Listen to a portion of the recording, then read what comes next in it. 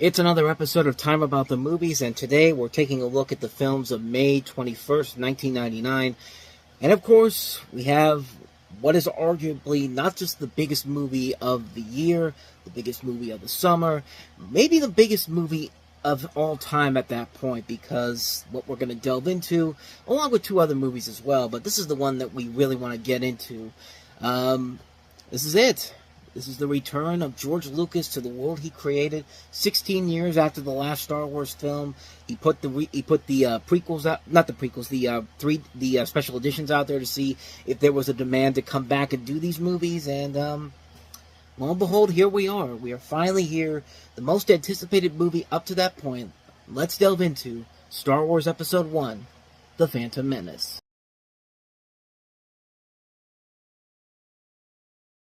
So the story of Star Wars The Phantom Menace is that it's set 32 years before the original trilogy, 13 years before the formation of the Galactic Empire, during the era of the Galactic Republic.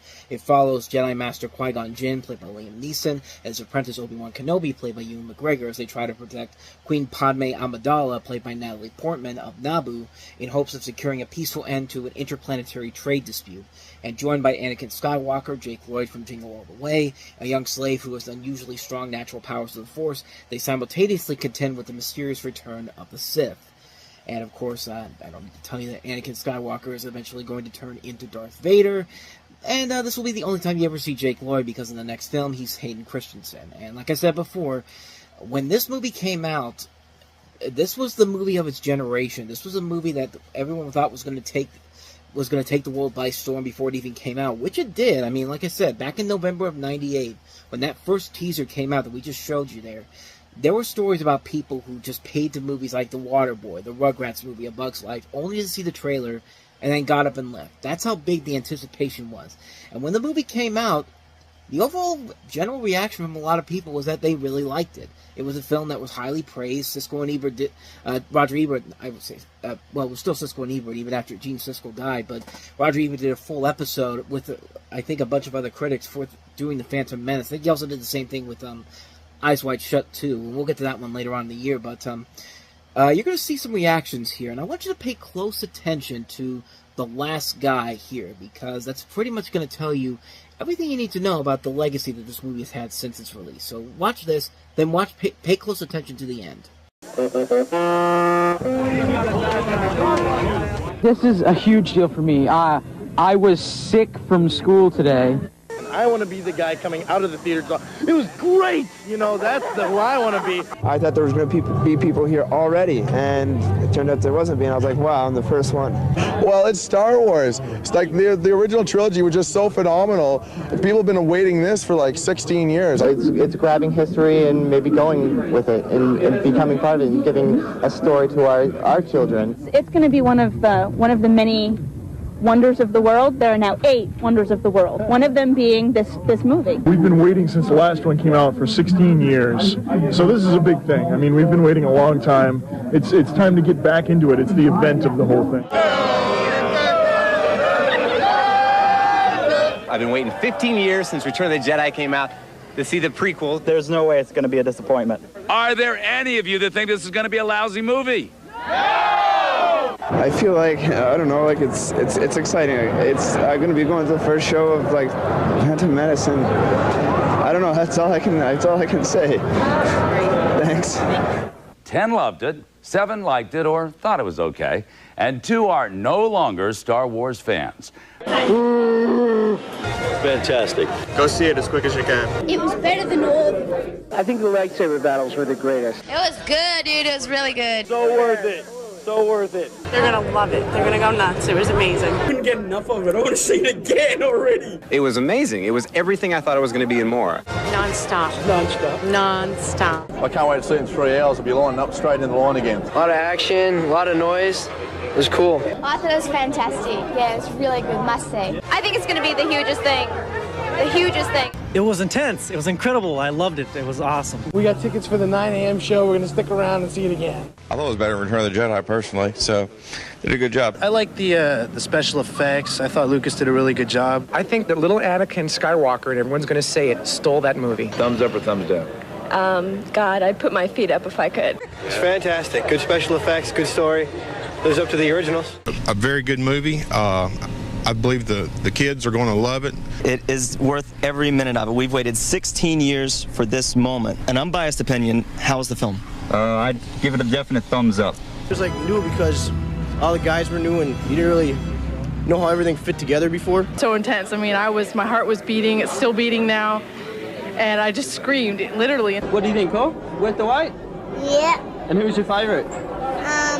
Darth Maul. Pandemonium. Everybody was out there just screaming, yelling. When Lucasfilm logo came up and 20th Century Fox came up, that was the best. I like Darth Vader. Oh, okay. He's a little kid. Do you want to marry him? What? You want to marry him? You don't want to marry him? It'll be a great movie 20 years from now. It'll be part of 6 great movies. Unless the next 2 really suck, but I don't think they will. What'd you think of it? I think it was an excellent movie. I think Mr. Lucas did a fabulous job. Special effects were wonderful, and the storyline was wonderful. And we'll probably come back and watch it a couple more times. But like that long-eared alien dude, I mean, he always messed up, but he ended up helping his army and stuff. I thought it was pretty good. Thumbs way down. You didn't like it? No, I think I deserve a public apology from George Lucas. That guy knew. That guy knew right from the get-go that, yeah, this was a gigantic disappointment. But at the time, we all bought it. We all bought into it. I know I bought into it when I saw it for the first time. I didn't see it in theaters, unfortunately. I waited for it to come out on video.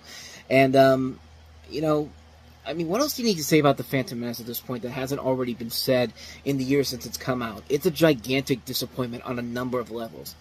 Yeah, the visual effects can still look very impressive to this day, but I've said it, as I've always said, the visuals don't make the movie. I mean, you cannot just rely solely on visuals and not expect a normal audience member to look at your product and go, what else do you got? And then you have nothing else to work with here.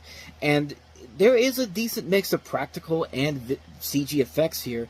I mean, you got to give them credit for that. I will give them credit for that. Yeah, the action sequences are nicely done. The design of Darth Maul is really cool, but it doesn't help when the villain can be killed off so quickly before we even get an idea how much of a threat he is, which he really was not. I mean, he looked cool. He had the double-edged lightsaber. I mean, that was awesome, but he dies pretty quickly. Like, they took him out pretty damn easily. I mean, yeah, you got Liam Neeson, you got Ewan McGregor, you got Samuel L. Jackson among your cast, but you also have Jake Lloyd as a young Darth Vader. And listen to that for a second. You're telling me that Darth Vader, voiced by this big black guy, James Earl Jones, grew from the kid that played Arnold Schwarzenegger's son in Jingle All the Way. Get the hell out of here. And the less I have to say about Jar Jar Binks, the better. I mean, honestly, do I even need to say anything more about The Phantom Menace? It's just a terrible movie. It's a gigantic disappointment. It failed to live up to all the hype they set up after all these years. And it's just not a good movie. And I'm sorry. I know that I've said this on many other shows in the past and on the website as well, but I would gladly take the sequel trilogy over anything from the prequels, because the prequels were bad from the beginning, but towards the end, they were kind of finding that groove again in Revenge of the Sith, and then they kind of ruined that with the final couple minutes of that film, trying to wrap everything up. At least with the sequel trilogy, you still got 2.5 solid films, and then Rise of Skywalker, which was completely destroyed by the internet, basically, after what they did with The Last Jedi. Disney was pretty much screwed in what to do with The Rise of Skywalker. I'm telling you, they did not. That was not supposed to be the intention for The Rise of Skywalker. They got the internet involved, and they just completely ruined whatever plan they had to do with that. And I still blame the internet for ruining that, because Star Wars fans on the internet really have no idea what the hell they want. I'm sorry, that's just what it is. But I mean, really, there's not much more I can add to The Phantom Menace there that hasn't already been said, and I'm sorry, after all these years, I still don't like it. I still really do not like it, but I will give it this much. At least it's better than the worst Star Wars movie ever made, which comes after this, which is Attack of the Clones, but that's 3 years down the road, so we'll eventually delve into that once we get down there. So, is there anything else I really need to add to this? Probably not, but, I mean, to sum it all up, and like I said, it's really a disappointment. You expect so much better. You don't expect it to have as many bad elements to it that this movie has to it, but like I said, some of the visual effects are really cool. Some of the action sequences are nicely done. They have a good cast overall. I mean, it's a bad Star Wars movie, but it's not the worst Star Wars movie. That'll be with Attack of the Clones when we get to that one, but yeah, not much more to say about that. That's The Phantom Menace, so let's go ahead and move on to our next movie, Ooh, excuse me. And that is The Love Letter.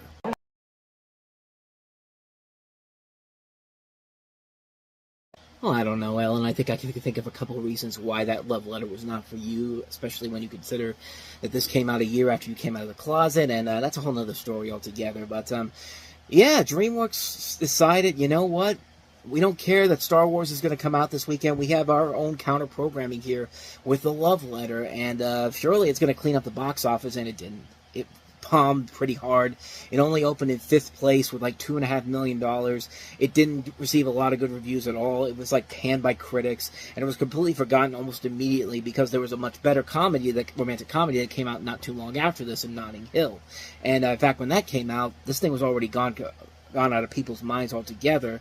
And so what is the story of The Love Letter? And basically the story of the film is that you have this town that is completely the power of words and image to open hearts. You have this woman named Helen who runs miles a day to burn off energy. She's an emotional celibate. She's going through the post at her shop. She finds a romantic and poetic letter through the couch cushions, unsigned, and thinks it's for her. It melts her resistance to feelings, and soon she undertakes an affair with Johnny, a collegiate employee. He sees the letter and thinks she wrote it to him. He quotes some of it, so she thinks he wrote it to her. In the background are Helen's longtime friend George, who loves her and her mother, and abruptly left on a long trip month's journey. Discovering who actually wrote the letter brings insight and promise, and you could pretty much see where this is going. This is not an intriguing story whatsoever, and the only notable thing about this movie is that this was actually the last film Kate Capshaw did before she retired from acting a couple years later. But you have Ellen DeGeneres also in here, Tom Everett Scott, Tom Selleck, Jack Black as an uncredited cameo, Julianne Nicholson, who was on Ally McBeal, or was going to be on Ally McBeal at some point before, years after this movie came out, Gloria Stewart from Titanic. Was that her? Yeah, it was her from Titanic. I got so confused here. I thought Janine Garofalo was in this movie, but that was another movie that it was in. We already talked about, The Matchmaker. I said that on last week's episode, on the last episode we did, so I apologize for that. But there's nothing really new about this movie. It's a Lifetime movie, blown up for the big screen because you got all these big stars in here.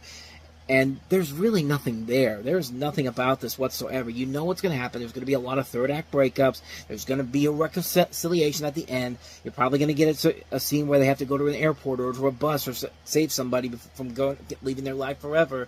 And you know where this is going to go from here. There's really not much more I can add to this. This is just a lazy movie. Avoid it like the plague. So, on to the last film, man. We've got a nice little sandwich this week. We got a sci-fi sandwich packed in with a little bit of a romantic comedy in between because we looked at Star Wars The Phantom Menace. But the other big sci-fi franchise said, you know what, we can still open something in limited release and hopefully get it and the buzz building on it. The Star Trek people did a documentary called Trekkies.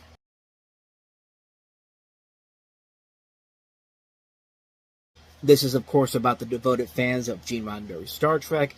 Denise Crosby, Tasha Yar from The Next Generation is the presenter in here. Contains interviews with Star Trek devotees, most commonly known as Trekkies. The fans range from people who dress as Klingons to members of Brent Spiner's fan club, including a club that is producing a Star Trek movie of their own. It includes many Star Trek actors and fans, including Barbara Adams, the Whitewater scandal trial juror who arrived in court in her Starfleet uniform, and another prominent profilee was Gabriel Corner, who attained minor celebrity status as a result of his role in the film. And it's a very interesting documentary. Like, I'm not really a Trekkie per se. I mean, I do like Star Trek a lot, but to show these people going as extreme as they do in this film, it's pretty fascinating. Like, it isn't a movie that really exploits them as, like, really terrible people. These are just people who like Star Trek so much and incorporate this into their normal lifestyle, and it's pretty funny at times. There are a lot of elements in here that had me laughing a lot when I saw this, and it is a well-done documentary. It's one that I don't think a lot of people really know about all that much, but it was a big hit when it came out. It was both a critical and financial success. They even made a sequel that came out after this in 2004. That one basically showing what the Star Trek fans all over the world, and I think it just really shows you the lasting legacy that Star Trek has had all these years. Like, it's a film that really has stood a series that has stood the test of time, has advanced with the test of time, and even today, like, how many Star Trek series we have on Paramount Plus right now and on TV?